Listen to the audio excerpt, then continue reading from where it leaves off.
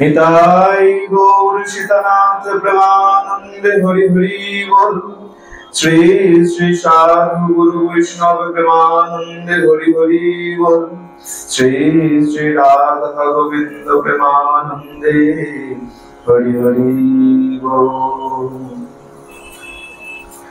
सकल वैष्णव श्रोतागणेर मुई करि नमस्कार।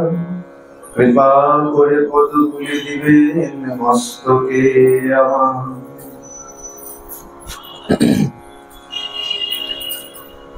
ओम सहस्र शीर्षा पुरुषा सहस्राक्षं सहस्रपाद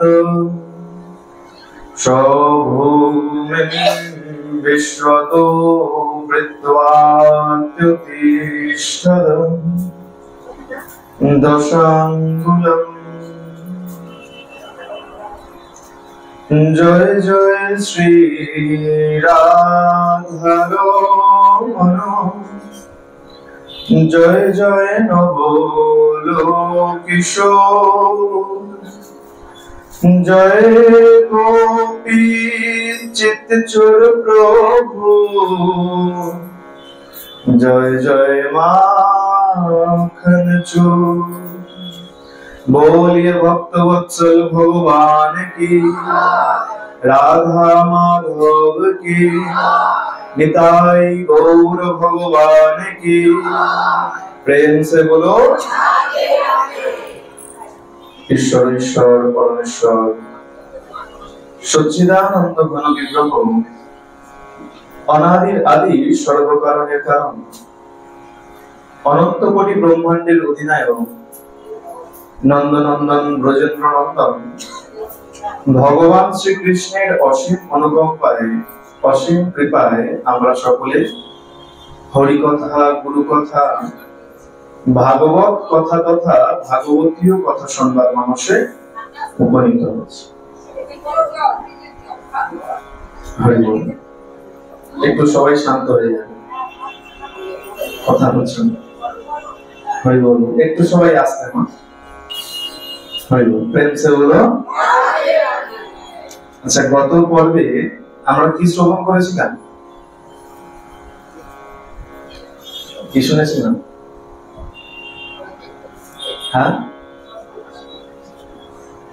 কি শুনেছিলাম? অনেকেই তো রথের কথা, রথের কি কথা শুনেছিলাম? কি শুনেছিলাম না? কর্মাবয়ের মনে পড়েছে। মানে খিচুড়ি হয়তো স্বাদটা ভালো ছিল না, তাই ভুলে গেছে। মনে আছে কিছু কিছু মায়ের মনে পড়েছে। আমরা ভগবানের প্রসাদের কথা শুনেছিলাম, বলে যার জন্য বারবার ছুটে আসে, তাই তো? বলে প্রসাদ ভালো না হলে ভক্তের আনাগোনা তেমন। আমি জানি না আর কে যায় না, আমি তো জানি না। প্রসাদ ভালো না পেলে বলে মন টানে না, তাই তো? আমরা তো প্রসাদের জন্যই ছোটাছুটি। বলে প্রসাদ তো ঠিক আছে, তাহলে ভক্ত সঙ্গ করলে একটু ভক্তের চরিত্র দেখা দরকার। ভক্ত কেমন হবে? কেবল বৈষ্ণব হব বললেই হয় না, সাধুর চরিত্র কেমন হওয়া উচিত সেইটাকেও লক্ষ্য করা দরকার। আর নিজের চরিত্রকে সেইভাবে চালনা করা দরকার। না হলে কি হবে? বলে তুমি সাধু হতে পারবে না, বৈষ্ণব হতে পারবে না। যতই সাধু না কেন, ভালো ভালো মালা পরো, শিখা রাখো, ধুতি পাঞ্জাবি ভালো পরো, পরিষ্কার কাপড় পরো, কিন্তু মন যদি পরিষ্কার না থাকে, পবিত্র না থাকে, তাহলে তুমি সাধু হতে পারবে। আর যতই খিচুড়ি ভোগ খেয়ে নাও না কেন, তাতে কোনো কাজ। তাহলে আগে নিজেকে সংশোধন। বলে ভক্ত হতে হবে। ভক্ত হতে গেলে কি করতে হবে? বলে পরম ভক্ত। দেখো আজকে ভক্তের কথা বলি। বলে ভগবান, তুমি যদি পরম ভক্ত হও, তাহলে ভগবান তোমার সঙ্গে সম্পর্ক করার জন্য লাভালাভি করবে। তুমি যদি পরম ভক্ত হয়ে থাকো ভগবানের, ভগবানকে যদি সত্য সত্যই ভালোবেসে থাকো, তাহলে কি করবে? তাহলে ভগবান তোমার সঙ্গে সম্পর্ক করার জন্য ছোটাছুটি করে। আচ্ছা, এটা কিরকম এখন হচ্ছে না, ছোট ছোট ছেলে মেয়েদের মধ্যে দেখেন না, কিছুদিন স্কুলে বা টিউশন যেখানে পড়তে যায়, একে অপরকে ভালো লেগেছে, আর ভালো লেগেছে এখন বলে ওকে তো বিয়ে করতেই হবে। হ্যাঁ, এখন যে করে হোক ওর মন পেতে হবে। এখন সেই ছেলে বা সেই মেয়ে কি করে, একে অপরের কি ভালো সেইটাকে দেখতে শুরু করে। ও কোনটা ভালোবাসে, আচ্ছা ও লাল জামা পরলে ভালোবাসে, তাহলে আমি রোজ লাল জামা পরে পড়তে যাবো, তাই না? বলে এটা কি, বলে এটা তার মনকে পাওয়ার একটা পদ্ধতি। ঠিক ভক্ত কি করে, ভগবানের মন কি করে পাওয়া যেতে পারে, ভগবানকে কিভাবে সন্তুষ্ট করা যেতে পারে, ভগবান কিসে প্রীত হবে, তার কৌশল একমাত্র ভক্ত জানে, আর কেউ জানে। আর সেই কৌশল যখনই ভক্ত নিজের চরিত্রের মধ্যে স্থাপন করে, ভগবান কি করে, এখন এই ভগবানও ছুটতে শুরু করে যে তোমার সাথে কিভাবে একটু সম্পর্ক স্থাপন করব। হ্যাঁ, কেমন বলে দেখবেন, আগেও আমরা শুনেছিলাম কিরকম ছিল। এই যে গোবিন্দ ঘোষ ঠাকুরের কথা আমরা শুনেছি, ভগবান কি হয়েছিল, গোবিন্দ ঘোষ ঠাকুরের সঙ্গে ভগবানের কেমন সম্পর্ক ছিল, কি সম্পর্ক ছিল, কি সম্পর্ক ছিল মা? অগ্রদ্বীপের গোবিন্দ ঘোষ ঠাকুর পিতা পুত্রের সম্পর্ক। বলে দেখো ভগবানের কি কিছুর অভাব আছে, তাও গেছে গোবিন্দ ঘোষ ঠাকুরের পুত্র হওয়ার সম্পর্ক, তাই তো? বলে কেন, তোমার কি পিতামাতার অভাব, তোমার কি সন্তানের অভাব? বলে না, এই ভক্তের সঙ্গে সম্পর্ক করলে আমার একটু বেশি ভালো লাগে, প্রেম সেগুলো। আজও এক ভক্ত সম্পর্ক করতে চলেছে, কেমন বলে দেখো, তরাস গ্রামের, তরাস অঞ্চলের বনগ্রামের এক ভক্ত, নাম তার বাঞ্ছারাম। তার কেমন ভক্ত, গৃহে একমাত্র তার সেবার বিগ্রহ হচ্ছে শালগ্রাম শিলা। মন দিয়ে শুনবেন, শালগ্রাম শিলাকে সে নিত্য পূজন করে, আর ভিক্ষা করে যা পায় তাই দিয়েই তার দিন গুজরান। ভোগ দেন, ভোগ দিয়ে প্রভু যা জোটায় তাই নিজে জোটায়, তাই গ্রহণ করেন। এভাবে দিন যখন যাচ্ছে, ওই পাড়ার গ্রামবাসীরা বলছে দেখো এই সাধু এত নিষ্ঠাবান, এই ব্রাহ্মণ এত নিষ্ঠাবান, এই ব্রাহ্মণের ঘরে তো কোনো বিগ্রহ নাই, বিগ্রহ নাই, সেবা পূজা করে, এক কাজ করি আমরা সবাই মিলে এই ব্রাহ্মণকে একটা বিগ্রহ এনে দেই। বলে কি হবে, বলে বিগ্রহ আনলে উনিও সেবা পূজা করবে, আর আমাদেরও মন যখন চাইবে আমরা ওখানে গিয়ে সেই সেবায় সহায়তা করতে পারবো। থাকে না, দেখবেন পাড়ায় যদি একটা মন্দির থাকে তার আনন্দ একটা অন্য। দেখুন এইখানে সবাই আসতে পারি, তার আনন্দ কিরকম। আর যদি মন্দির না থাকতো কেমন হতো, তাহলে কি হতো, বলে সবাই হয় টিভির সামনে বসে থাকতাম, তাই তো, আর নইলে অন্য বাজে সঙ্গে চলে যেতাম, তাই না? তাহলে এই মন্দির থাকলে, বলে দেখো একটা ভালো জিনিস বিচার করে দেখবেন, আচ্ছা অন্যকে দিয়ে কি বলি, আমি এত পাপ করছি তাও আমি দিব্য চলাফেরা করছি, আমার সবকিছু দিব্য চলছে, আমার সংসার দিব্য চলছে, কর্মক্ষেত্র দিব্য চলছে, কি করে চলছে? এত পাপ তো করছি, দিনে কম পাপ করি, এত পাপের পরেও সবকিছু একদম বলে না সুস্থ সবল চলা, ঠিক তেমন ভাবে চলছে। কিভাবে, বলে দেখো এই শুধু পাড়ায় বলে না, এই দেশে বলে না, এই পৃথিবীতে যত যত মন্দির রয়েছে, যত যত সাধু সন্তরা রয়েছে, এই যে তারা যে ভজন সাধন করছে, তাদের সেই ভজন সাধনের জোরে আমার মতন পাপীও সেখান থেকে পার পেয়ে যাচ্ছে। প্রেমসে বলো। এ কারণে বলে এই যেখানে যেখানে মন্দির দেখবে সেখানে সেখানে যথাসাধ্য দান ধ্যান করবে। আমার তো সময় নেই ভোজন করার, অন্তত দান করলে এই মন্দিরে যে বাবারা আছে, মন্দিরে যে পুজো হচ্ছে, এই পুজোর ফলে যে পুণ্য হবে, হতে পারে সেই পুণ্যের খেলায় আমিও পার হয়ে যাব। এ কারণে পাড়ায় কেবল একটি মন্দির নয়, যেখানে আবার এমনও কথা নেই যে 1000 টাকা করে দিতে হবে, যে যেমন পারবেন, তাতে 1 টাকা হলে 1 টাকা, যে যে মন্দির সামনে পাবেন সে মন্দিরে যথাসাধ্য অনুদান দেওয়া উচিত। এতে কি হয়, সেই পুণ্যের জোরে আমিও পার হয়ে যাই। গ্রামবাসী কি করলো, গ্রামবাসী বলছে যে ঠাকুর আমরা ঠিক করেছি তোমাকে একটা বিগ্রহ দেব, একটা বিগ্রহ দেব, তুমি সেবা পূজা করবে। বাঞ্ছারাম বলছে দেখো বাবা, যে কথা তোমরা বলেছো খুব উত্তম কথা, বলে ধর্মের পথে চলা উত্তম পথ, ধর্মের পথে যে না চলে সে কিন্তু উত্তম পথে চলতে পারে। ধর্মের পথে তোমরা চলতে চাইছো, খুব উত্তম, খুব ভালো তোমাদের এই সিদ্ধান্ত, কিন্তু বাবা আমার একটা কথা আছে, ভগবানের সাথে আমার একটু অন্যরকম বোঝাপড়া আছে। কি বোঝাপড়া, বলে ভগবানকে আমি প্রতিশ্রুতি দিয়ে রেখেছি যে ঠাকুর তুমি যদি নিজে থেকে আমার ঘরে এসে না বসো, আমি তোমাকে কোনোদিনও ডেকে ঘরে আনবো না। ভক্ত দেখুন কিরকম, ভক্তের কেমন ক্ষমতা দেখুন। আমরা ছুটি ভগবান ঠাকুর তুমি ঘরে আসো, ঘরে আসো, আর এই ভক্ত কি বলছে, তুমি যদি নিজে থেকে আমার ঘরে না আসবে, চিন্তা করুন, তুমি যদি নিজে থেকে আমার ঘরে এসে না বসবে, আমি তোমাকে কোনোদিন ডেকে আনবো। আমরা কি করি, ছুটি তো বিগ্রহ কিনে আনবো, প্রথমে আগ্রহ, তারপরে বিগ্রহ, তারপরে গলগ্রহ। পুরীতে গেলে কত সুন্দর, বাবা এত বড় গোপাল দেখেছি, কিনে নিয়ে আসলাম, তাই না, নিয়ে যাই, রোজ পুজো দেবো। 1 দিন 2 দিন ঠিক আছে, 3 দিন ঠিক আছে, তারপরে যখনই দেখা যায় যে পুজো দিতে অনেক সময় লেগে যায়, গোপাল তো ছোট্ট বাচ্চা তো, বলে বড় কৃষ্ণ হলে তো কোনো ঝামেলা নেই, কম বেশি যাই হোক হয়ে গেল, এই তো বাচ্চা, কাঁদতে শুরু করবে, খিদে পেয়েছে খেতে দাও, হ্যাঁ, বলে তখন কি হয়, আস্তে আস্তে বিগ্রহ, মানে আস্তে আস্তে তার উপর থেকে ভাব উঠতে শুরু করে, তারপরে বলগ্রহ, যেন গলায় ঝুলে আছে, ফেলে দিতে পারবে বাচ্চা। দেখুন বাঞ্ছারাম কি বলেছে, ঠাকুর যেদিন তুমি নিজে থেকে আসবে সেই দিন আমি তোমার সেবা করব। বলে দেখো গ্রামবাসীরা, তোমরা খুব ভালো কথা বলেছো, কিন্তু আমি বিগ্রহ নিতে পারি, তো তোমরা রাগ করো না, অভিমান করো না, এটা আমার সঙ্গে ভগবানের একটা চুক্তি করবে। গ্রামবাসীরা কি করেছেন, সবাই ব্রাহ্মণ ঠাকুরকে প্রণাম করে সবাই চলে গেছে।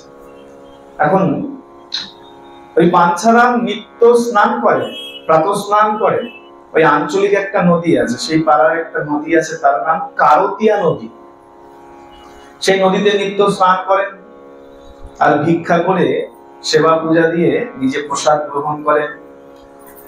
এখন আজকেও সকালবেলা চলেছে বাঞ্ছারাম স্নান করতে কারতিয়া নদীতে।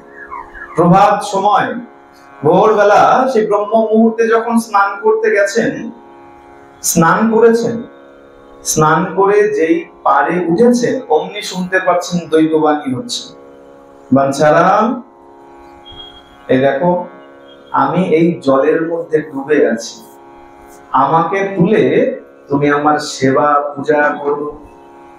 বাঞ্ছারাম হঠাৎ করে চমকে উঠেছে, সে কি, এই সকালবেলা কে আমার নাম ধরে ডাকবে? যখন মনের ভ্রম মনে করেছে, আবার দৈববাণী হয়েছে, বাঞ্ছারাম আমি এই তুমি যেখানে স্নান করেছো সেই জলের মধ্যে ডুবে আছি, আমাকে তুলে সেবা পূজা করো। বাঞ্ছারাম বুঝলেন যে না, আমার মনের ভ্রম নয়, দৈববাণী হয়েছে, প্রভু আমাকে আদেশ করেছেন। তাড়াতাড়ি চারদিক খুঁজেছেন, খুঁজে হঠাৎ মনে করলেন, আরে চারদিক কেন খুঁজি, ভগবান তো আদেশ করেছেন জলের মধ্যে ডুবে আছি। বাঞ্ছারাম কি করেছেন, তাড়াতাড়ি জলের মধ্যে নেমে গেছে, জলে খুঁজতে শুরু করেছেন। আর জলে যখন খুঁজতে শুরু করেছেন, হঠাৎ করে তার পায়ের মধ্যে কিছু একটা আঘাত লেগেছে। আঘাত কি লেগেছে, বলে বিগ্রহটা তার পায়ের মধ্যে আটকে গেছে। যে বিগ্রহটাকে তুলবে একটু পরে, সেই বিগ্রহটা ওই বাঞ্ছারামের পায়ের মধ্যে আটকে গেছে। বলে দেখো ভগবান ভক্তের কোথায় ধরে, হ্যাঁ, রাধারানীর কোথায় ধরেছিল, গলায়, কোথায় ধরে, গোবিন্দের স্থান রাধারানীর চরণ। ভগবান সবসময় কি করে, ভক্তের চরণে রাস করে। ভগবান কিন্তু দেখেন কি, যে সুদামা যখন গিয়েছিল, প্রথমে কি করেছিল, উঁচু আসনে বসিয়ে আগে চরণ ধৌত করেছে, হ্যাঁ? নিজের পরম মিত্র বন্ধু জানে পরম বৈষ্ণব আগে চরণ ধৌত করেছে। শুধু তাই নয়, এই যুধিষ্ঠির মহারাজের যখন রাজ্যাভিষেক হচ্ছে, তাই তো বিভিন্ন কাজের দায়িত্ব বিভিন্ন জনকে বেছে দিয়েছে। এবার মাধব এসছে, কৃষ্ণ এসছে, এসে বলছে আমি কি কাজ করব? বলে দেখো সব কাজ সবাইকে ভাগ বাটোয়ারা করে দেওয়া হয়ে গেছে, আর কোনো কাজ নেই। বলে না, এখনো একটা কাজ আছে, এখনো একটা কাজ আছে। তবে কথা দাও যে কাজটা বাকি আছে ওই কাজটা আমি করব, অন্য কেউ করবে।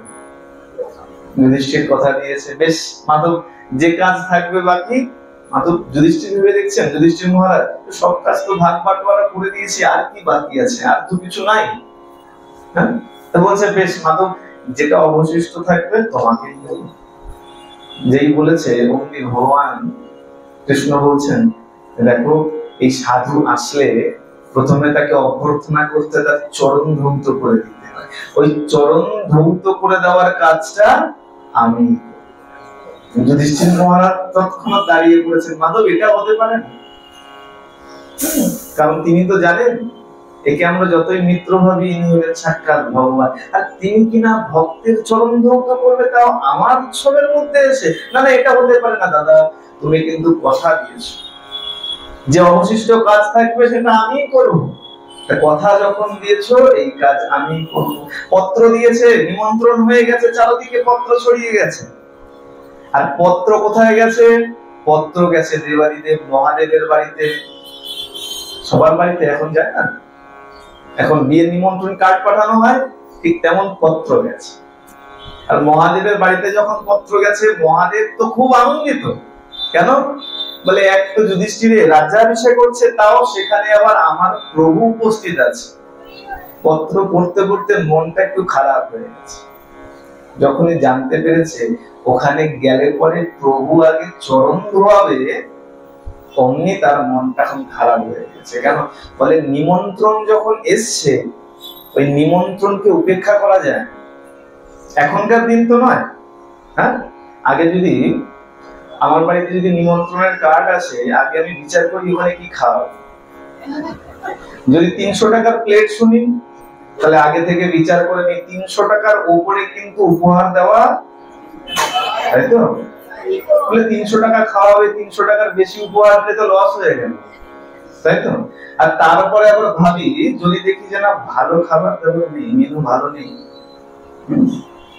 টাকা ফাটা নেই, তাহলে তো সেখানে যাওয়ার ব্যাপার নাই। আচ্ছা তাহলে উপহারও দেওয়ার দরকার নেই, গেলেই তো উপহার দিতে হবে, ছেড়ে দাও, যাবো। এখন বিচার করো না।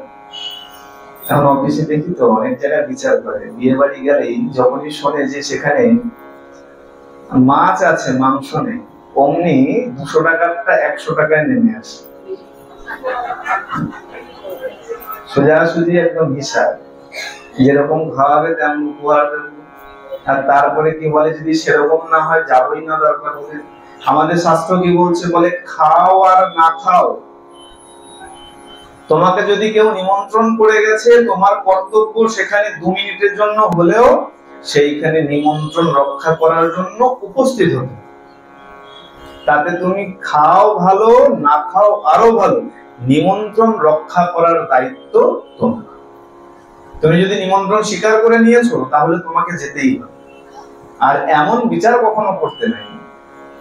কারণ কি বলে নিমন্ত্রণ যে করে সে তার যেমন সামর্থ্য তেমন সে আয়োজন করে, আর তার আয়োজনকে কখনো অন্য কোনো অনুপাতে বিচার করতে নাই। এখন মহাদেব চিন্তা করছে যেতে তো হবে, নিমন্ত্রণ যখন করেছে যেতে তো আমাকে হবে, আর যাব যদি আর গেলেই প্রভু আমার চরণ ধরবে, এটা অপরাধ। বিষণ্ণ বদনে বসে আছে মা পার্বতী এসে, প্রভু আপনি এখন বিষণ্ণ বদনে কেন বসে?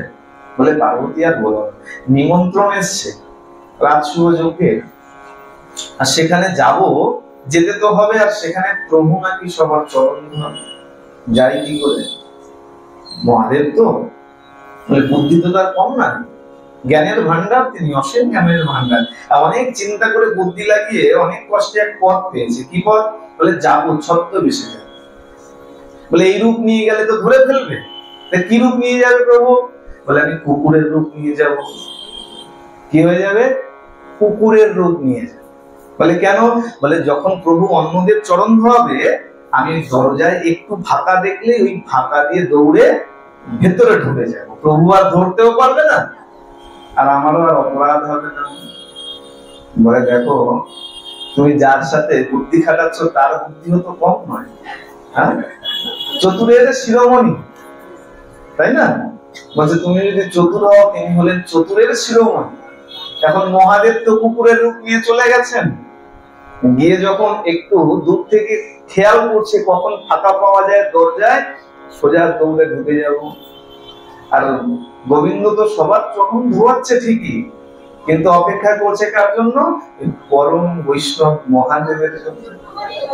মানে কখন আমার ওই বৈষ্ণব আসবে আর চরণ ধৌত করে আমি সার্থক হব, অপেক্ষা করছেন, এদিক ওদিক তাকাচ্ছেন। আর যখনই দরজায় একটু ফাঁকা দেখেছে, মহাদেব কি করেছে? সোজা দৌড় দিতে শুরু করেছে। ফাঁকা পেয়েছি, দৌড়ে ঢুকে যাবো। আর যেই দৌড়াতে শুরু করেছে, গোবিন্দ কি করেছে? কুকুরকে, মহাদেবকে একদম জড়িয়ে ধরেছে। জড়িয়ে ধরেছে, বৈষ্ণব ঠাকুর পালাও কোথায় তুমি? আমি তোমার জন্য অপেক্ষা করছি আর তুমি কিনা পালিয়ে যাও, দাঁড়াও এখানে। এখন মহাদেব তো বুঝতে পেরেছে যা সর্বনাশ হওয়ার এইবার হয়ে গেছে। আর বলে বৈষ্ণব কেমন? বলে আপনি বুঝতে পারবেন না বৈষ্ণব আপনাকে কিভাবে কৃপা করবে। এখানেও কৃপা করলো গোবিন্দকে কিভাবে? গোবিন্দ বলছে আচ্ছা বৈষ্ণব ঠাকুর, বুঝতে পেরেছি। হ্যাঁ, তুমি যদি তোমার রূপে আসতে, তাহলে তো আমি তোমার দুটো চরণ ধোয়াতে পারতাম। তুমি কৃপা করে 4টে চরণ নিয়ে এসছো, আমি 4টে চরণ আমি তোমার ধোয়াতে পারবো। গোবিন্দ কি করেছে? 4টে চরণ ধুইয়ে দিয়েছে। বলে বৈষ্ণব কিভাবে কৃপা করবে? আপনারা আমার সাধারণ বুদ্ধিতে খাটবে। এখন মহাদেব বলছে প্রভু এটা ঠিক হলো না, আমি এর শোধ নেব। বলে বেশ, শোধ নিয়ে হবে। যখন তুমি চৈতন্য ভগবান হয়ে অবতীর্ণ হবে, আমিও যাব অদ্বৈত মহাপ্রভু হয়ে, আর তখন আমি তোমার চরণ ধুইয়ে এর শোধ তুলব। অদ্বৈত মহাপ্রভু কি করেছিলেন? বয়সে অনেক বড় অদ্বৈত মহাপ্রভু চৈতন্য ভগবানের চরণ ধৌত করে দিয়েছিলেন। কেন? বলে ওই যে শোধ নেওয়া বাকি আছে, তুমি আমাকে জোর করে আমার চরণ ধুইয়েছিল। গোবিন্দ সবসময় কি করে? ভক্তের চরণের লালসা। আজকে বাঞ্ছারামের চরণ জড়িয়ে ধরেছে। বাঞ্ছারাম মনে করছে পায়ে আঘাত লেগেছে, বলে পায়ে আঘাত লাগেনি, তুমি এমন ভক্ত, গোবিন্দ তোমার চরণ জড়িয়ে ধরেছে। বাঞ্ছারাম তাড়াতাড়ি তুলেছেন, দেখছে অপূর্ব এক বিগ্রহ, কিন্তু দীর্ঘদিন জলের তলায় থাকার জন্য গায়ে শ্যাওলা করে সবুজ হয়ে গেছে। বাঞ্ছারাম সেই বিগ্রহ বাড়িতে নিয়ে এসছে, নিয়ে এসে অভিষেক করেছেন, খুব সুন্দর করে অভিষেক করেছেন। বিগ্রহ এখন পরিষ্কার বিগ্রহকে দেখা যাচ্ছে। নাম দিয়েছেন বিনোদজি। বলিয়ে বিনোদজি ভগবান কি। বিনোদজি কিন্তু যেমন ভক্ত তার তেমন ভগবান। আচ্ছা, এখানে হয়তো আমাদের অনেকের জানা আছে পিসিমার নিতাই গৌর, নাম শুনেছেন? তার লীলা আমরা সবাই জানি।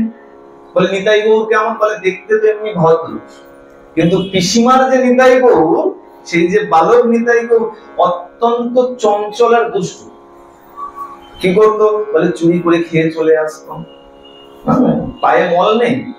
কোন ভক্তকে গিয়ে বলেছে, হ্যাঁ গো দেখো আমার মা কোথা থেকে দেবে, দুটো যদি মল দিতে তাহলে আমার একটু পায়ে মল পড়তাম, নুপুর পড়তাম। মানে এখন কিছুদিন পরে দুই ভক্ত মল নিয়ে চলে এসছে, নুপুর নিয়ে চলে এসছে। হ্যাঁ গো পিসিমা, এই নাও মল নাও। মল কিসের? বলে এই যে, কেন তোমার দুই ছেলে গিয়েছিল, গিয়ে বলে এসছে দুটো মলের প্রয়োজন। পিসিমা বলছে তোরা কি আমার মান সম্মান কিছু রাখবি না? যখন যা ইচ্ছা হয় যা তার কাছে আবদার করে চলে আসিস। আর বলে এই সত্য ঘটনা। কেন? এইখানে যে পূজারী ছিলেন তিনি সাক্ষাৎ এই বর্ণন করেছেন, এই লীলার বর্ণন করেছেন। বলছে পিসিমার সাথে তারা সাক্ষাৎ লীলা করতেন। একদিন পিসিমা বারণ করছে, বৃষ্টি হচ্ছে প্রচন্ড, বলে দেখ তোরা বাইরে যাস না, ঠান্ডা লেগে যায়।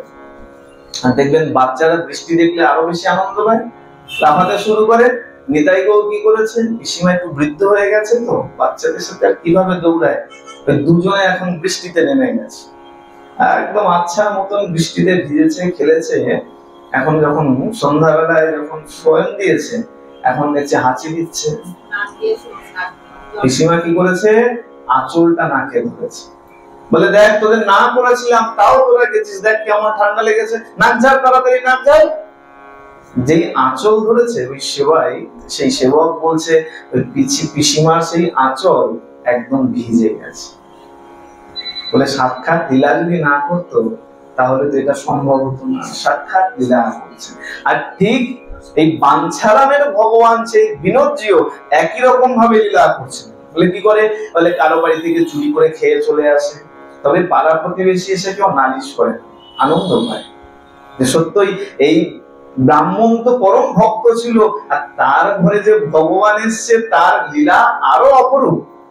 বলে চুরি করে খাক, কোনো অসুবিধা নাই, সবাই খুব আনন্দ পায়। বলে একদিন কি হয়েছে, একদিন স্বপ্নাদেশ দিয়েছে বাঞ্ছারামকে, বাঞ্ছারাম আমার সর্ষে শাক খেতে খুব ইচ্ছা হয়েছে, সর্ষে শাক খেতে ইচ্ছা হয়েছে। বলে দেখো তুমি চিন্তা করো না, এই সর্ষে শাকের ব্যবস্থা আমি করব, যাতে কেউ না বকে সেই দায়িত্বটা তুমি নাও। বলে বেশ, খুব ভালো কথা, আমি চুরি করব কিন্তু আমি যেন বকা না খাই তার দায়িত্ব আপনাদের। কেমন হবে তা? ভগবান বলছে আমি চুরি করব কিন্তু বকা যেন না খাই। বলে কোথায়? এখন স্বপ্নাদেশ দিয়েছে, সকালবেলা উঠে দেখছে ওই বিনোদজি সর্ষে শাক চুরি করে নিজের ধুতির পোছার মধ্যে লুকিয়ে রেখেছে। কেমন অবস্থা চিন্তা করে। বলে এরকম ভাবে নিত্য নিত্য লীলা করে।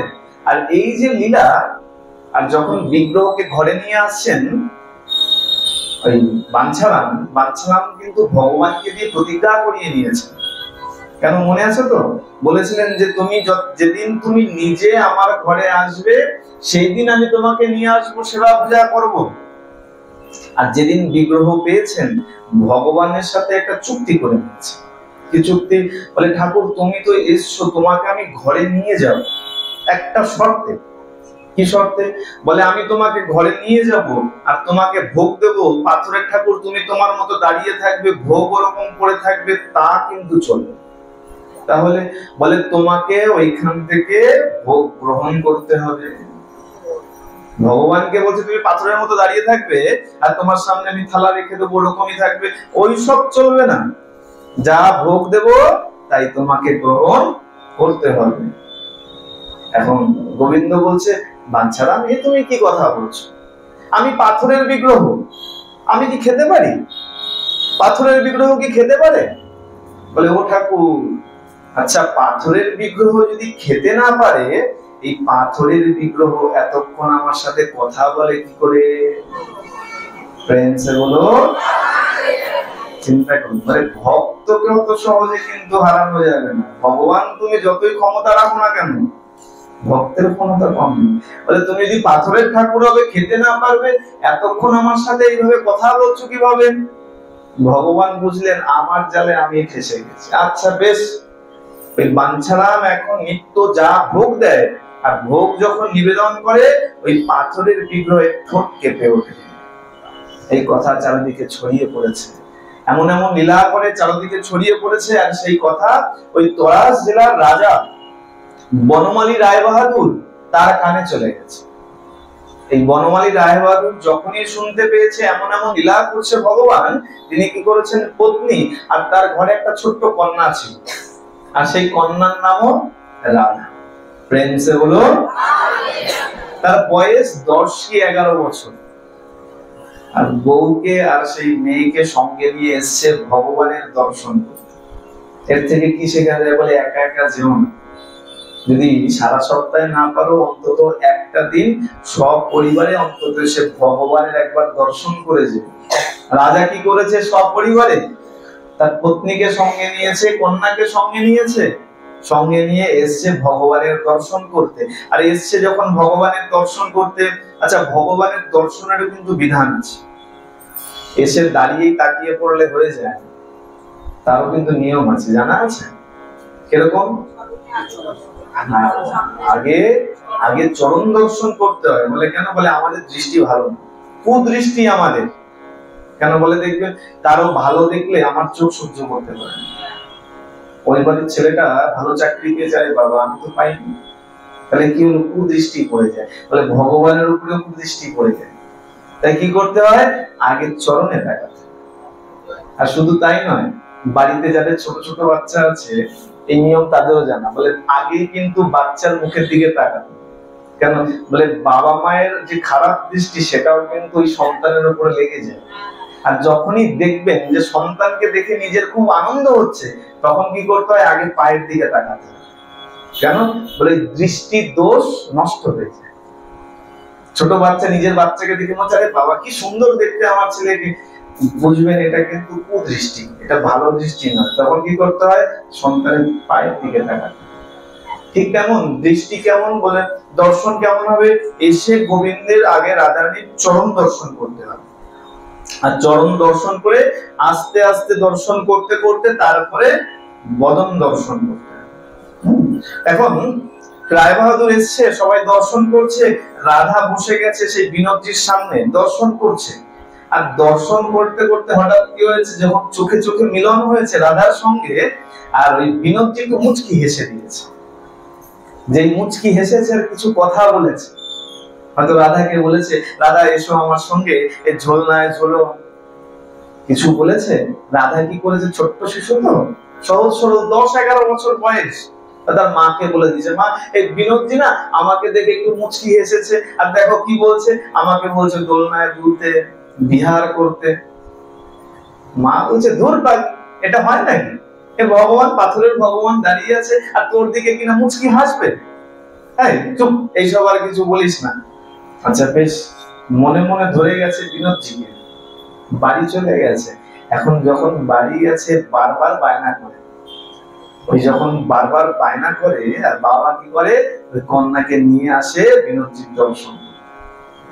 একদিন রাধা বলছে, বাবা এই যে রোজ রোজ আসি, এক কাজ করলে হয় না, এই বিগ্রহ যদি আমরাই বাড়িতে নিয়ে যাই, তাহলে তো আর বারবার আসতে হবে না, ওখানে নিয়ে গিয়ে মনের মতন করে সাজাবো, মনের মতন করে ভোগ দেব, যেমন ভালো লাগবে তেমন সাজাবো, তেমন ভোগ দেব।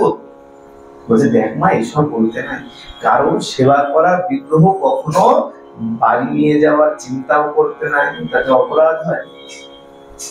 কেউ সেবা করছে কোনো বিগ্রহ, কখনো সেই বিগ্রহকে আমি নিয়ে যাব এটা কখনো বলতে নাই, এসব বলতে নেই মা, চল আমরা আবার বাড়ি যাই।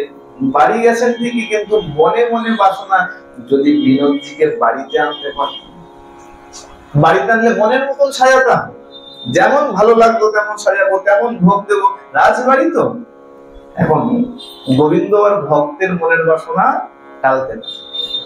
ভগবান কি করেছেন, এখন ওই বাঞ্ছারামকে স্বপ্নাদেশ করেছেন, বাঞ্ছারাম অনেকদিন হলো তোমার সেবা পূজা গ্রহণ করলাম, দেখো আমার এখন মনের স্বাদ একটু রাজবাড়ির সেবা পূজা গ্রহণ করুন।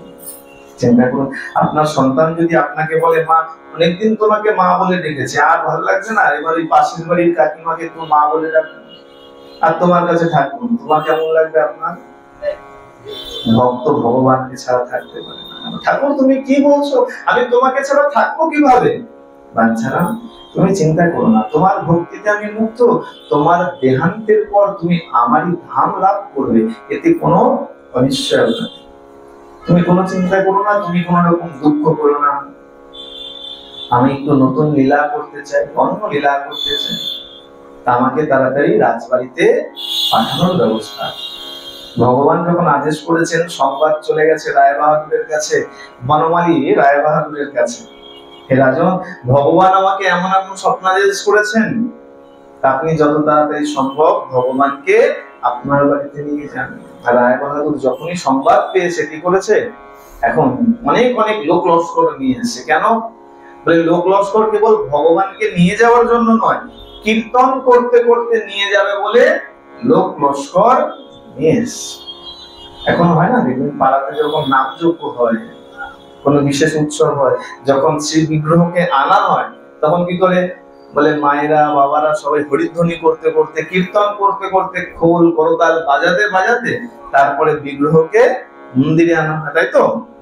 আনা হয় তো, বলে বিগ্রহ কিন্তু এমনি এমনি আনা হয় না, শুধু রাধা গোবিন্দের বিগ্রহ নয়, দেখবেন যখন মায়ের বিগ্রহ নিয়ে যাওয়া হয়, দেখবেন ঢাক বাজাতে বাজাতে নিয়ে যাচ্ছে না, এটাই হলো বিধান। যখন ভগবানকে আনতে হয় তখন হরিধ্বনির মাধ্যমে যার যার সামর্থ্য আছে, খোল করতাল যা আছে শঙ্খধ্বনি করতে করতে বিগ্রহকে আনতে হবে।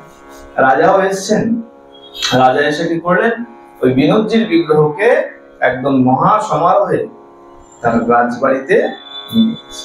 রাজার থেকে আনন্দ বেশি কার? তার কন্যা রাধার। বলে এতদিনের বাসনা আছে যে বিনোদজিকে মনের মতো সাজাবো, আজকে যখন বাড়িতে নিয়ে এসছে মনের মতন সাজাবো। এখন রাধা এখন ওই বিনোদজিকে নিয়েই পড়ে থাকে, আর বিনোদজিকে নিয়ে যখন পড়ে থাকে, এখন বিনোদজি কি করেছে, ওই বিনোদজি এখন রাধাকে একদিন বলছে, রাধা আমার তোমাকে খুব ভালো লেগেছে, আর তুমি কেন আমার সঙ্গে বিহার করো না? আমি ভাবছি আমি তোমাকে বিবাহ করবো।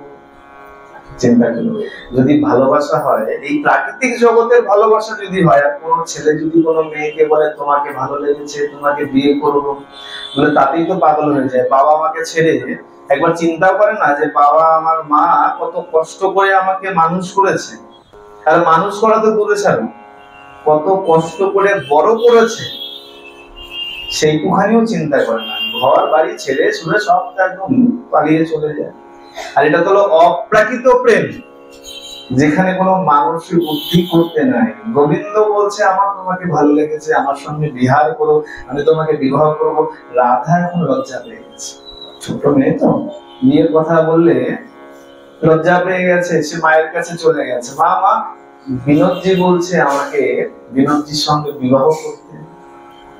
মা বলছে, আরে পাগলি, তুই এই সারাদিন পুজো পুজো পুজো করতে করতে তোর বুদ্ধি একদম ঘেটে গেছে। এই পাথরের ঠাকুর কখনো বলে বিবাহ করতে? কি বলছিস তুই? আর দেখ শোন, যা বলেছিস আমাকে বলেছিস, আর কাউকে যেন বলিস।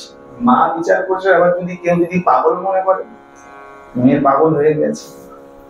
মা কি করেছে, এই কথা দ্বিতীয় আর কাউকে বলেনি, চেপে গেছে, বাবাকেও পর্যন্ত বলেনি। আস্তে আস্তে যখন কিছুদিন গেছে, দেখতে দেখতে বেশ কিছুদিন যখন পার হয়েছে, হঠাৎ রাধা এখন অসুস্থ হয়ে পড়েছে, ভীষণ জ্বর হয়েছে। আর এমন জ্বর হয়েছে, মহারাজ অনেক বড় বড় বুদ্ধি ডাকিয়েছেন, অনেক বড় বড় কবিরাজ ডাকিয়েছেন, তারা ওষুধ পত্র যাই দিচ্ছে, রাধা কোনো মতেই কিন্তু সুস্থ হচ্ছে। একটা কথা আছে না, রাখে হরি তো মারে কে।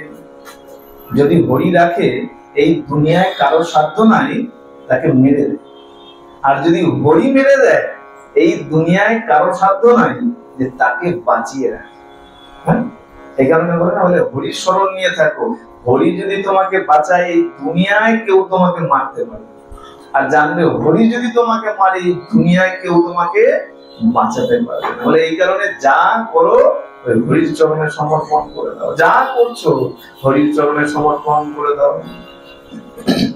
রাধা অসুস্থ, সুস্থ করতে পারছে না। এভাবে যখন কিছুদিন গেছে, একদিন রাত্রবেলায় মহারানীকে স্বপ্নাদেশ করেছেন বিনোদজি, মহারানী আপনার কন্যা আপনাকে যা বলেছে তা সর্বৈব সত্য, এতে কোনো মিথ্যা নাই।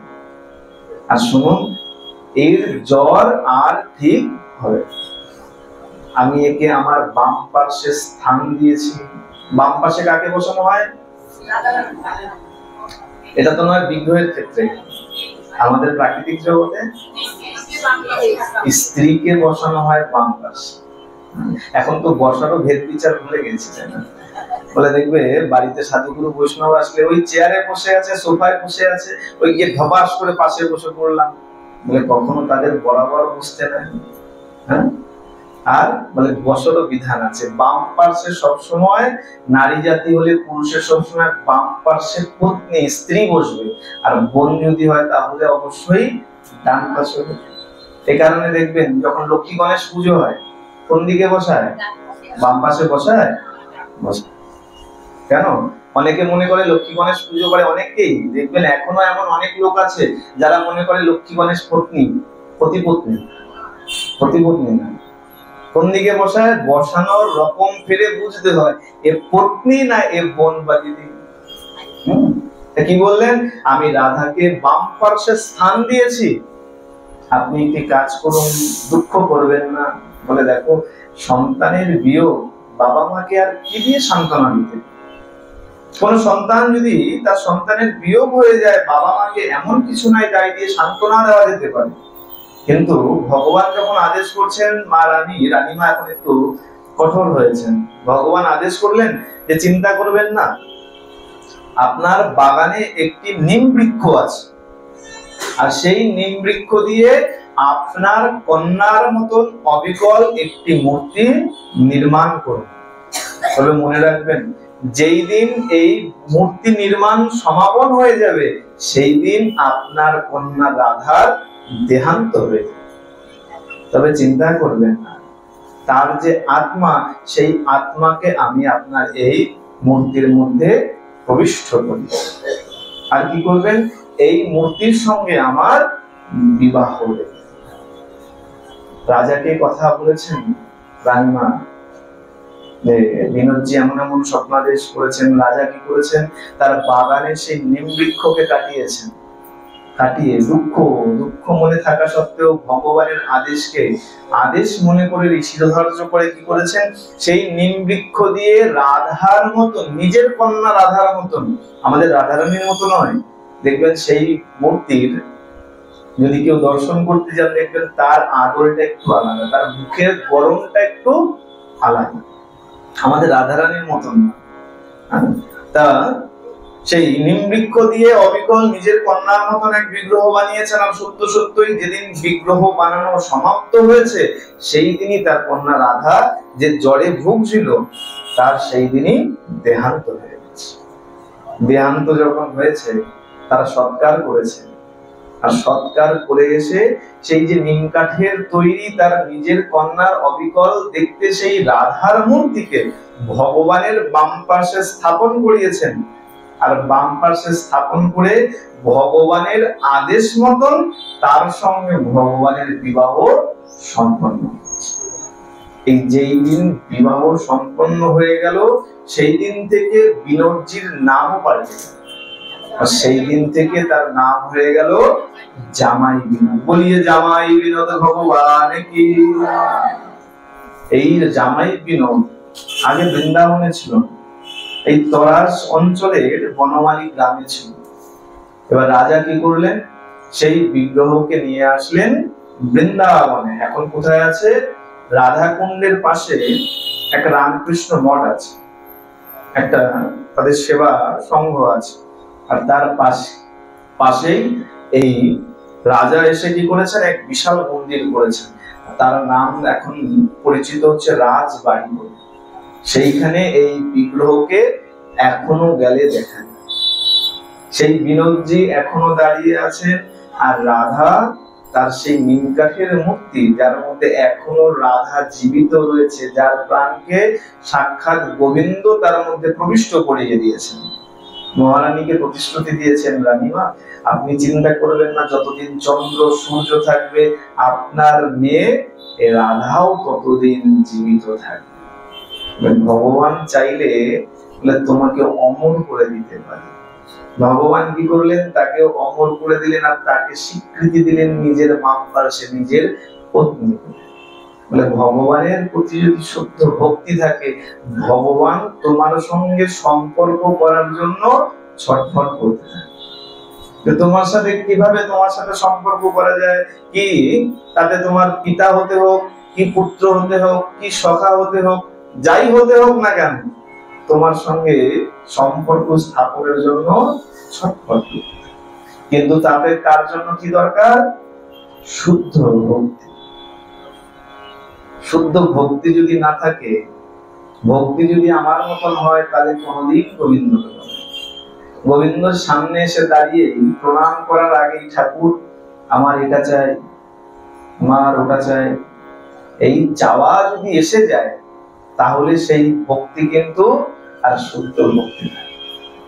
ব্যবসায়িক হয়ে গেল, তুমি আমাকে এটা দিলে আমি তোমাকে সেটা দেব, এটার মধ্যে কি আসলে? এটা ব্যবসা হয়ে গেল, এটা কিন্তু ভক্তি হলো না। প্রেম সে বলো শুদ্ধ ভক্তি কোনটা? শুদ্ধ ভক্তি সেটা আগের দিন বলেছিলাম না, যে বাবা যদি আম কিনে নিয়ে আসে, পত্নী আম বানিয়ে দিয়েছে, একটা প্লেটে খুব ভালো করে আম বানিয়ে দিয়েছে, কিন্তু তার ছোট্ট ছেলে বা ছোট্ট মেয়েটা যদি ওই ব্যাগের থেকেই একটা আম বের করে আধো আধো বলে যদি বলতে থাকে আর ছুটে গিয়ে বাবাকে ওই আমটা দেয়, বাবা বাবা এই আমটা তোমার, ওই আধো আধো বলে যখন বলতে বলতে ছুটে গিয়ে আমটা হাতে দেয় বাবা, বাবা কিন্তু তার বউয়ের দেওয়া আমটা ফেলে দিয়ে তার ওই ছোট্ট শিশুর আমটাকে আগে গ্রহণ করে। কেন? বলে তার মধ্যে যে ভালোবাসাটা জড়িয়ে আছে, বলে আমটা তো বাবাই নিয়ে এসেছিল, আমটা তো অন্য কেউ আনেনি, কিন্তু আমটার সঙ্গে কি জড়িয়ে গেছে, ওই তার ছোট্ট সন্তানটার ভালোবাসা, সেই ভালোবাসাটা জড়িয়ে গেছে। এর মধ্যে কি কোনো স্বার্থ আছে যে বাবা আমটা খেলে আমাকে আরো ভালো কিছু দেবে? ওই ছোট্ট শিশুর মধ্যে কোনো স্বার্থ নাই। এটা হলো শুদ্ধা ভক্তি। আর এরকম ভক্তি যখন থাকবে তখনই ভগবান আপনার সঙ্গে সম্পর্ক স্থাপন করবে, সেটা ভক্ত ভগবান হোক কি অন্য কোনো সম্পর্ক হোক। আর যখন এমন ভক্তি জাগরিত হবে তখন দেখবেন আপনি ভগবানের সামনে এসে যদি দাঁড়ান, আগে জিজ্ঞাসা করতে ইচ্ছা করবে, ঠাকুর এই যে সারাদিন দাঁড়িয়ে আছো, তোমার কি পা গুলো ব্যথা করছে? আমার তো কখনোই মনে পড়ে না, ভক্তি তো উঠেনি এখন। ভক্তির ভালোবাসা ভগবানের সামনে গেলে বলে তুমি দাঁড়িয়ে থাকো বসে থাকো তাতে আমার কিছু যায় আসে না, আমার এটা চাই, আমাকে এটা দাও। বলে ভগবানের কাছে গিয়ে বেশি চাইতে নাই, চাইলে কি হয় বলে যে যত চাইবেন তার ক্ষতি তত বেশি। যেমন হয়তো ভগবান অনেক কিছু দেওয়ার জন্য প্রস্তুত হয়ে রয়েছে, মনে করুন 1 লাখ টাকা দেবে বলে প্রস্তুত হয়ে রয়েছে, আপনি গিয়ে বলছেন ঠাকুর যেন একটা 10,000 টাকার চাকরি হয়, বলে যা বাবা আমি তো ভেবেছিলাম 1 লাখ টাকা দেবো, কিন্তু 10,000 টাকা চাই, বলে থাক তাহলে 10,000 টাকাই দিয়ে সন্তুষ্ট করে দেওয়া। তাহলে বোকা কে হয়ে গেল? আমরাই বোকা হয়ে গেল। ভক্ত বোকা হয় না, ভক্ত কখনো কিছু চায় না। ভক্ত যে কর্ম করে সেই কর্ম গোবিন্দকে দিয়ে দেয়। কেন? বলে এই যে কর্ম করছি এতে যা পাপ জড়িয়ে যাচ্ছে সেটাও তোমার পদে দিয়ে দিলাম, তাতে ভালো হবে খারাপ হবে তুমি বিচার করো। এ কারণে বলে যা করছো গোবিন্দের চরণে সঁপে দাও, তাতে ভালো ফল হলে তুমি পাবে, আর খারাপ হলে গোবিন্দ তার থেকে তোমাকে উদ্ধার করে দেবে, তোমার ভয় কোনো দিকে থাকবে। এ কারণে বেশি চাইতে নাই, দাও দাও করতে নাই, বলে আর কি দেওয়ার বাকি আছে, আর কি দেওয়ার বাকি আছে তোমাকে? তুমি যখন এসছো তখন তুমি কি খাবে সেই চিন্তা করে তোমার খাবার আগে পাঠিয়ে দিয়েছে। তুমি এসছো, তুমি হাঁটতে পারবে না গোবিন্দ ভালো মতো জানে, তোমার 2 পা আছে ঠিকই, তুমি দাঁড়াতে পারবে না, তো তোমাকে দাঁড় করাবে কে? তার জন্য আগে থেকে লোক পাঠিয়ে দিয়েছে। তুমি এসছো, তোমার মধ্যে জ্ঞান নাই, কোনটা ভালো কোনটা মন্দ বুঝবে কি করে? তার জন্য লোক পাঠিয়ে দিয়েছে। তুমি ধর্মের পথে কিভাবে চলবে, কি করে ধর্মের পথে চালিত হয়ে আবার আমার কাছে ফিরে আসবে, তার জন্য গুরুকে পাঠিয়ে দিয়েছে, সবকিছুর ব্যবস্থা করেছে। কিন্তু যখনই আমরা প্রতিশ্রুতি দিয়ে আসি, মায়ের পেটে যখন থাকি ওই কারাগারের মধ্যে, গোবিন্দকে তখন কি করি, হ্যাঁ ঠাকুর একদম গিয়েই ভজন পূজন শুরু করে দেবো, আর যেই এসে পড়ি সবকিছু ভুলে বলে কে ভগবান, কোথায় ভগবান। আর যেই দিন আবার মৃত্যুরূপ কালো ছায়া যখন চোখের সামনে চলে আসে, তখন আবার মনে পড়ে হ্যাঁ সত্যই তো ওই কারাগারে গোবিন্দকে তো বলে এসেছিলাম ঠাকুর ভজন পূজন সব করবো, কিন্তু সময় তো পার হয়ে গেছে, আবার ওই কারাগারের যন্ত্রণা আমাকে ভোগ করতে হবে। এ কারণে সময় নষ্ট করা উচিত।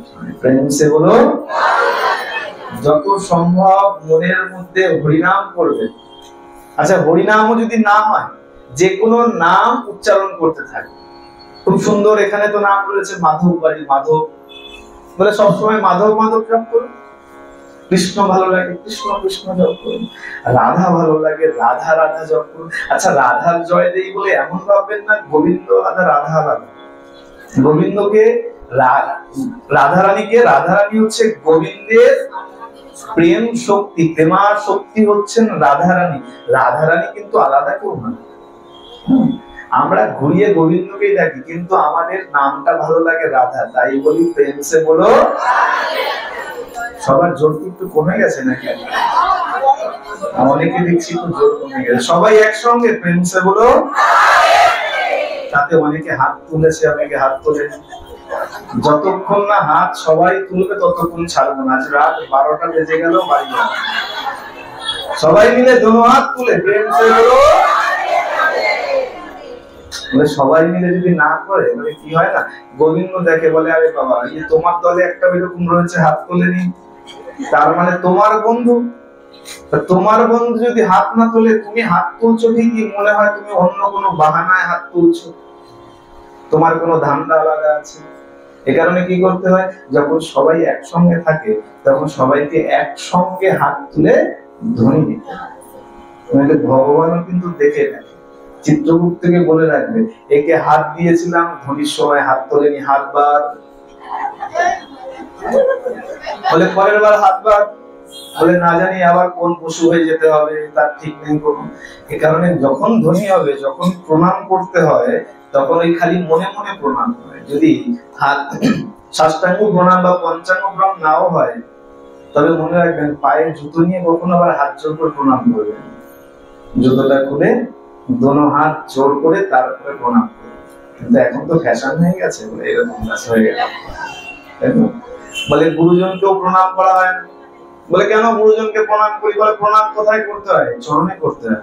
আর এখন কিরকম দেখবেন, এখন তো অনেক দেখি হাঁটুতে হাত ঠেকিয়ে দিয়ে মাথায় ঠেকিয়ে দিল, হয়ে গেল বলে প্রণাম। বলে ধর্মকে তুমি যত সংক্ষেপ করবে, ধর্ম তোমাকে তত সংক্ষেপ করবে, তত তুমি রোগে ভুগবে। এই কারণে সবকিছু ধর্মের সাথে জড়িয়ে করতে। আর আজকে এই জামাই বিরোধ শোনার কথা কারণ হচ্ছে এই দুদিন আগেই গেছে তো। আচ্ছা কার কার বাড়িতে এসছে জামাই? অনেকে আবার লজ্জায় হাত তুলছে। আমি কারো জামাইকে কিছু বলবো না। বলে দেখো জামাই ষষ্ঠীর কিছু নিয়ম আছে। এখন তো জামাই ষষ্ঠী কেমন হয়, বলে জামাই ষষ্ঠীর দিনও কিন্তু এখন অনেক বিচার, একদম বাস্তব সত্য। হ্যাঁ আচ্ছা আমাকে দিয়ে বুঝে, তাহলে পরে অনেকে রাগ করবে, নইলে আবার অনেকে রাগ করবে, কারণ আমিও তো জামাই কারোর বাড়িতে, কারোর বাড়ি। বলে জামাইও বিচার করে, বলে এই শাশুড়ির জন্য কাপড় দিতে হবে, শ্বশুরের জন্য জামা কাপড় দিতে হবে, শালা শালি থাকলে তাদের জন্য দিতে হবে, নিলে এখন সমাজ খারাপ করবে। তাতে আবার বড় একটা কাঁঠাল না নিলে খারাপ লাগে, আম নিতে হবে। বলে দই 1 কেজি নিলে বলে এই জামাইয়ের একদম নাক কাটা যাবে, অন্তত কমসে কম 1 হাঁড়ি তো নিতেই হবে। এত কিছু নিয়ে যাব, হিসাব করে দেখলাম 10,000 টাকার উপরে খরচা হয়ে যাবে। আর যদি গিয়ে দেখি খাবার পাতে ভালো খাবার নাই। এখন তো বিচার করে তো। আচ্ছা এখন তো বৈষ্ণব সমাজ তো ছেড়ে দেন, যারা বর্তমান সাধারণ সমাজ রয়েছে, বলে যদি মাছ মাংস যদি না থাকলো জামাই ষষ্ঠীর পাতে, তাহলে তো হয়ে গেল। এইবার তখন থেকেই কিন্তু ক্যালকুলেশন শুরু হয়ে যায়, লস হয়ে গেল, এত টাকা কাপড় এনেছি, এত বড় একটা কাঁঠাল না আনলে হতো, ছোট আনলে হতো, দেখো একটু মাছ মাংস দিল না। হ্যাঁ এগুলো কখনো করতে না। জামাই ষষ্ঠী কি? জামাই ষষ্ঠী হচ্ছে জামাইকে আশীর্বাদ করা। কেন? বলে আপনার কন্যার জন্য। জামাই যতদিন সুস্থ সবল থাকবে, জানবেন আপনার কন্যা সুস্থ সবল থাকবে। আর সেটা কিভাবে সম্ভব? সেটা আশীর্বাদ পেলে সম্ভব। ওই একদিন ভালো করে মাছ মাংস খাইয়ে দিলেন, আর বাকি 364 দিন কি ওটাতেই চলবে? চলবে না তো। কিন্তু আশীর্বাদ যদি একদিন করেন, তার প্রভাব কিন্তু 364 দিন কেন আরো কত দিন যে থাকবে সেটা কেউ বলতে পারে না। তাই কি করতে হয়? যদি বৈষ্ণব বাড়িতে যদি যান, এই জামাই ষষ্ঠী দিন তারাও জামাই ষষ্ঠী করে। কি করে? আগে বলে জামাই বিনোদকে ভোগ লাগায়, আগে ভোগ লাগায়, ভোগ লাগিয়ে ওই প্রসাদ পারস সাজিয়ে জামাইয়ের সামনে দেয়। কেন? বলে এতে কি হয়? বলে ভোগ দিলে কি হয়, এই যে অন্যের মধ্যে যে দোষ থাকে সেই দোষ নষ্ট হয়ে যায়। জানেন তো ভোগ দিয়ে খেতে কেন বলে? পাপ থাকে অন্যের মধ্যে, মানে যে কোনো খাদ্যের মধ্যে পাপ থাকে বিভিন্ন রকম, সেই পাপটা গোবিন্দকে ভোগ দিলে নষ্ট হয়ে যায়। মা গঙ্গাকে জিজ্ঞাসা করা হয়েছে, হে মা গঙ্গা, সব দেবতারা গেছেন, যে সবাই তো তোমার মধ্যে এসে স্নান করে, সব পাপ তো তোমাকে ঢেলে দিয়ে যায়, তাহলে তুমি সব থেকে বড় পাপী। বলে না না, কি করে সম্ভব? বলে কেন? বলে আমি তো এই পাপ নিয়ে সমুদ্রকে ঢেলে দিই। সবাই গেছে সমুদ্রের কাছে, সমুদ্রদেব আপনি সব থেকে বড় পাপী, কেন? এই গঙ্গা সব পাপ আপনাকে অর্পণ করে। বলে দেখো বাবা, আমাকে অর্পণ করলে কি হবে? আমি তো আমার কাছে রাখি না পাপ। বলে কি করো? বলে আমি মেঘের কাছে পাঠিয়ে দিই, বরুণদেবের কাছে পাঠিয়ে দিই, আমার কাছে থাকে না। বলে ও আচ্ছা, সবাই বরুণদেবের কাছে গেছে, আপনি সব থেকে বড় পাপী। বলে আমি কি করে পাপী হলাম? আমি তো বৃষ্টি করে আবার সব ঝরিয়ে দিই। বলে এই বৃষ্টির জল দিয়ে যে খাদ্যশস্য উৎপন্ন হচ্ছে, আর যে উৎপন্ন করছে তার মানসিক প্রবৃত্তি কেমন, কি চিন্তা করতে করতে খাদ্যশস্য উৎপন্ন করছে, যে তৈরি করছে খাবার তার মানসিক প্রবৃত্তি কেমন, তার মনের মধ্যে কেমন প্রবৃত্তি চলছে, এই সব বিচার করে ওই খাবারের মধ্যে কিন্তু একটা প্রভাব। আর সেই যে পাপ, সেই যে প্রভাব, সেইটা যখন আপনি গ্রহণ করবেন তার প্রভাবটা আপনার মধ্যে ঢুকবে। এই কারণে বলা হয় আগে অন্ন নিয়ে ভগবানকে নিবেদন করো, তাতে কি হবে? সব পাপ নষ্ট হয়ে গেল। এইবার একদম মনের প্রাণের আনন্দে এইবার তুমি প্রসাদ গ্রহণ করো, প্রেম সে বলো। এই প্রসাদ যদি জামাইকে দেন কি হবে? ওই জামাই কৃপা পাবে। আর ভগবানের যদি কৃপা পায়, ওই জামাইয়ের দীর্ঘায়ু হবে, সুস্থ সবল থাকবে। আর জামাই সুস্থ সবল থাকলে আপনারও চিন্তা কম, মেয়েও সুস্থ সবল থাকবে। জামাই ষষ্ঠীর দিন কখনো অখাদ্য কুখাদ্য খেতে, যতই সিদ্ধান্ত দিয়ে বলো আর যাই করো না কেন, আমাদের মতি তো ওই দিকে। শুনি, যতক্ষণ যুক্তি দিয়ে শুনি ততক্ষণ ভালো লাগে। এটা কিরকম? সিনেমা হলে যখন যাওয়া হয় না, একদম প্রথমে একটু ঠান্ডা ঠান্ডা ভালো একটু গান চলছে, আস্তে আস্তে বই শুরু হচ্ছে, মাঝখানে যখন চলে গেল একদম তো নায়ক মেরে ফাটিয়েই দিচ্ছে একদম, তখন তো দেখবেন একদম জোশ, তাই না? আবার দেখবেন যখন শেষের দিকে চলে আসছে তখন কি হচ্ছে? নায়ক নায়িকার সাথে ভালোবাসা হয়ে গেছে, বিয়ে হয়ে গেছে, আপনারও সেই উত্তেজনা নেই, থেমে গেছে। যখন বেরিয়ে আসছেন তখন আবার ওই যেমন ঢুকেছিলেন ধীর স্থির ভাবে, যখন বেরিয়ে আসছেন তখনও ধীর স্থির ভাবে। ওই মাঝের যে জোশ উঠেছিল সেই জোশটা কিন্তু ধরে রাখতে পারে। বলে জোশটা যদি ধরে রাখতে পারতেন তাহলে আপনারও কাজ হতো, আপনি হয়তো নায়ক নায়িকা হতে পারতেন। কিন্তু জোশটা ধরে রাখতে পারেননি, তাতে কোনো ফল নাই, খালি কি হলো? টাকাটা চলে গেল। আমাদেরও তাই। আসি এখানে, আর যখন মাঝে মাঝে ধ্বনি দেই প্রেম সে বলো, এই জোশটা আমরা ধরে রাখতে পারি। যখন আবার বেরিয়ে যাই আমরা সবাই আবার ঠান্ডা হবে, এগুলো মনে থাকে। তাই কি হয়? বলে ওই প্রতিদিন আসি শুনি, কাজ ততোধিক।